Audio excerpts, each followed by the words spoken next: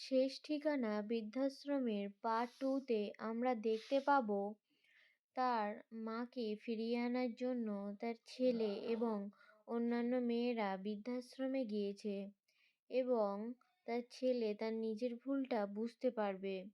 অন্যদিকে তার ছেলের সমস্ত সম্পত্তি বাজেয়াপ্ত হওয়ায় তার বউ তাকে ছেড়ে দিয়ে চলে গেছে। তাতে সে অনেক কষ্ট পায় এবং নিজের ভুলটা আরও সে বুঝতে পারে।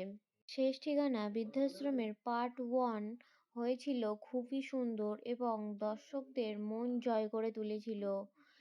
এই নাটকটি আমাদের সমাজের বাস্তব কাহিনীকেই তুলে ধরেছে। কিভাবে এখন বাচ্চারা একটু বড় হওয়ার পরেই তার বাবা মাকে বৃদ্ধাশ্রমে ছেড়ে আসে এবং তারা অনেক কষ্ট পাচ্ছে, সেই দৃশ্যটাই এই নাটকে ফুটিয়ে তোলা হয়েছে।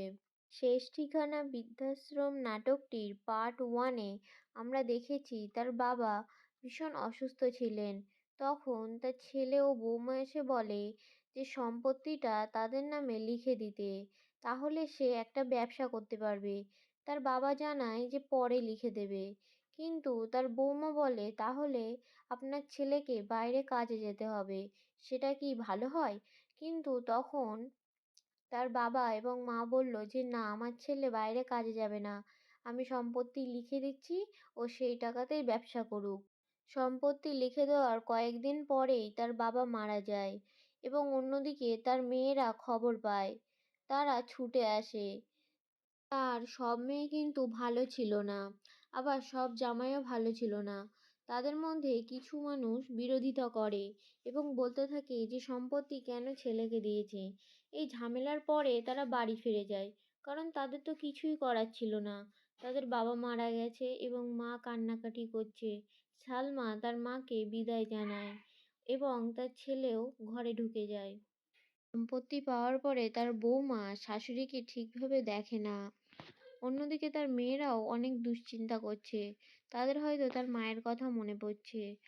তার ছেলে ও তার বৌমা মিলে ভাবতে থাকে যে টাকাটা তারা ব্যবসায় কিভাবে কাজে লাগাবে, কিভাবে কাজে লাগালে টাকাটায় লাভ হবে এবং তারা ভালোভাবে জীবনযাপন করবে।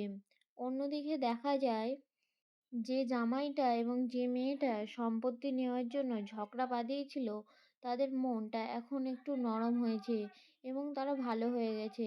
তারা এখন শাশুড়ি মার কথাও চিন্তা করে, সেই জন্য তারা ভাবছে যে শাশুড়ি মাকে দেখতে যাবে। কিন্তু ঘটে যায় একটা অন্য ঘটনা। তার বৌমা তাকে বলে যে বৃদ্ধাশ্রমে দিয়ে আসতে।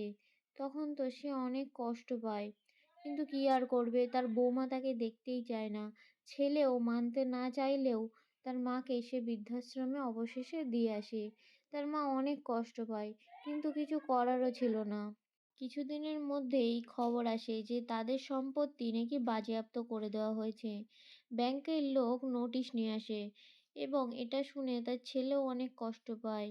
এটা শোনার পরে তার বউ তাকে ছেড়ে দিয়ে চলে যায় এবং বলে যে তুমি সব কিছু হারিয়ে ফেলেছো, এইভাবে তোমার কাছে থাকা আমার পক্ষে সম্ভব নয়।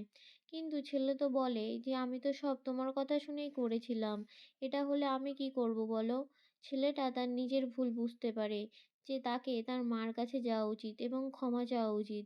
অবশেষে আমরা পার্ট 2-তে দেখতে পারবো সে তার মায়ের কাছে গিয়ে ক্ষমা চাইছে এবং মেয়েরাও সেখানে গিয়েছে তার মাকে ফিরিয়ে আনতে। তারা তাদের ভুল বুঝতে পারবে এবং তার মাকে তারা বৃদ্ধাশ্রম থেকে ফিরিয়ে নিয়ে আসবে এবং অন্যদের প্রতিও তারা একটা মেসেজ দেবে যে বৃদ্ধ হয়ে গেলে যেন বাবা মাকে কেউ বৃদ্ধাশ্রমে না দিয়ে আসে। এই সুন্দর মেসেজটি দেওয়ার পরেই শেষ ঠিকানা বৃদ্ধাশ্রম নাটকটির পার্ট 2 এর সমাপ্তি ঘটবে। এটি দর্শকদের মন জয় করে তুলেছে।